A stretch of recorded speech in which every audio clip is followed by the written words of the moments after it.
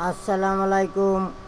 মুসলমান ভাইদের জন্য সালাম, হিন্দু ভাইদের জন্য নমস্কার, অন্য অন্য জাতির জন্য আন্তরিক ভালোবাসা এবং অভিনন্দন। আমার দাদা গুরু উস্তাদ আব্দুল সাত্তার, ওনার চরণে ভক্তিপূর্ণ সালাম এবং আমার মাতা পিতার চরণে ভক্তিপূর্ণ সালাম।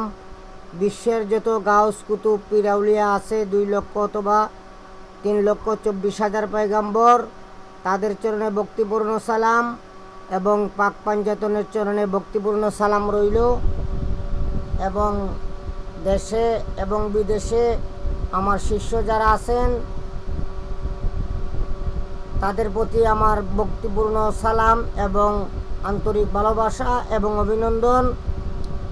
দেশে বিদেশে যারা আছেন যে কোনো বিষয় জানার জন্য আমার কাছে ফোন করতে পারেন। আমার মোবাইল নম্বর 013167057772, 013167057772। ওই নম্বরে আমার ইমো হোয়াটসঅ্যাপ আছে, আপনারা যোগাযোগ করতে পারেন। যে কোনো বিষয় যোগাযোগ করতে পারেন। এবং আমি অনেক দিন ধরে ভিডিও দিতে পারি না, আমার একটি কাজে আমি ব্যস্ত আছিলাম, কিছু কাজ হাতে নিয়েছিলাম, যার জন্য আপনাদের জন্য ভিডিও দিতে পারি নাই। আমি আপনাদের কাছে আন্তরিকভাবে দুঃখিত। এবং আজকে আমি দিচ্ছি একটি সাধনা, আপনারা করতে পারবেন।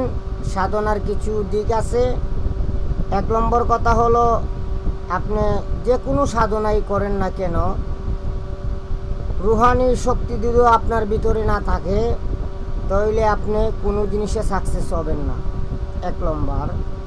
2 নম্বর হলো, রুহানি শক্তি যদি আপনার সেই রকম অর্জন না করতে পারেন তাহলে আপনি অদৃশ্য কোনো শক্তি আপনার চোখ দিয়ে দেখতে পারবেন না। এই জন্ম চক্ষু দিয়ে আপনি অদৃশ্য জিনিস দেখা যাবে না। যত সময় আপনি রুহানি শক্তি আপনার দেহের ভিতরে না আসবে তত সময় আপনি এগুলা সঞ্চয় করতে পারবেন না। 2 নম্বর হলো, আপনার রাশিকুণ্ডলিতে সমস্যা থাকলে আপনি পারবেন না। তারপরে আপনার যদি ভুল ভ্রান্তি থাকে আমল করতে গিয়ে, তার কারণেও আপনি আমলে সাকসেস না হওয়ার সম্ভাবনা থাকে। ঠিক আছে, আজকে আমি জিন সাধনার জন্য আমল দিতেছি, আপনারা করতে পারবেন। আপনারা দেশে এবং দেশের বাইরে নিজ গুরুর অনুমতি নিয়ে তারপরে আপনারা সাধনা করবেন। আর সাধনা করতে গেলে কিছু জিনিস লাগবে।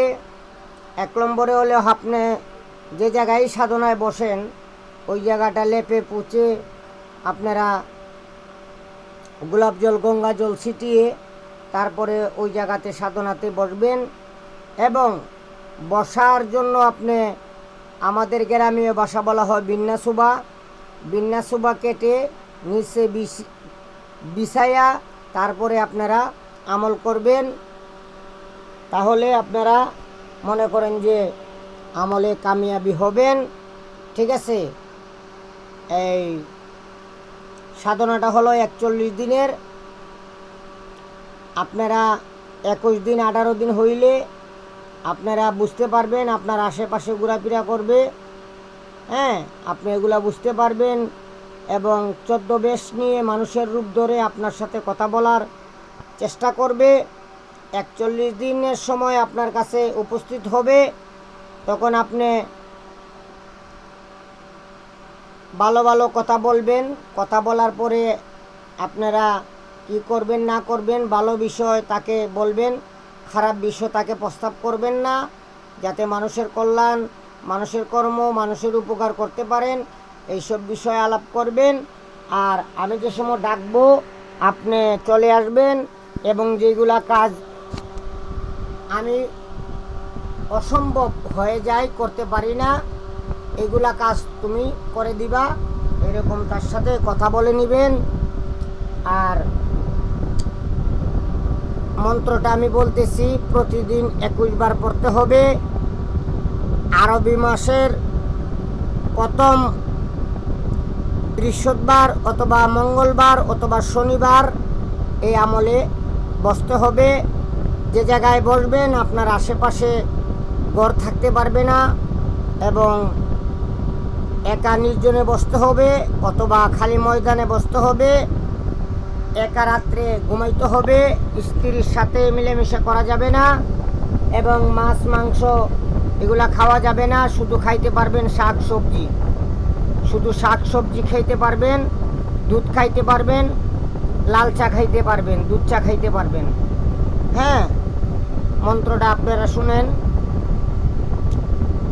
শিব শিব শিব মহাশিব, শিবের আসন বাসন লড়ে, আসন বাসন ধরে দিলাম টান, শিব বলে প্রাণ হারাইলাম, শিব বলে গো হরি, ও কুমারী নারী আমি, কোন কোন চুরাইল চুরি করিবার, যদু চূড়া মান করে, গন্ধপুলে হাত ধরে, দুদু চূড়া মন ঘুরে, মার সাথে গড় করে, এঙ্গে দিল জেঙ্গে দিল, ভাঙ্গা একান করার দিল, এইসব জিনিস শিবের মনে টান পাইল, শূন্য গুরু শূন্যতাকে নিরঞ্জন, হন কর জিন পরি দেওদার মাদার কালী, বার বাল বাইশা হাইসা কাইসা যে কও, আমার আইসনে আইসা না কও কথা, খাও তুমি কার্তিক গণেশের মাতা, দোহাই সুলেমান নবী, দোহাই সুলেমান নবী, দোহাই সুলেমান নবী।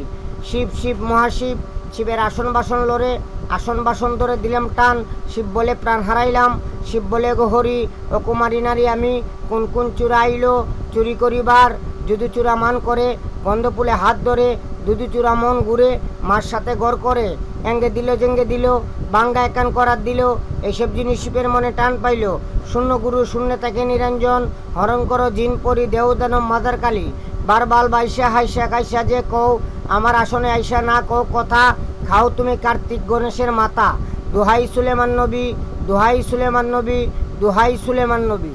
এইভাবে প্রতিদিন 21 বার মন্ত্র পাঠ করিতে হবে এবং ধূপ এবং লুবান 32 প্রকারের ধূপ লুবান আছে, 24 প্রকারের ধূপ লুবান আছে, এগুলা জ্বালাতে হবে আমল চলাকালীন। ঠিক আছে? আর প্রতিদিন এই মন্ত্রটা 21 বার পড়তে হবে।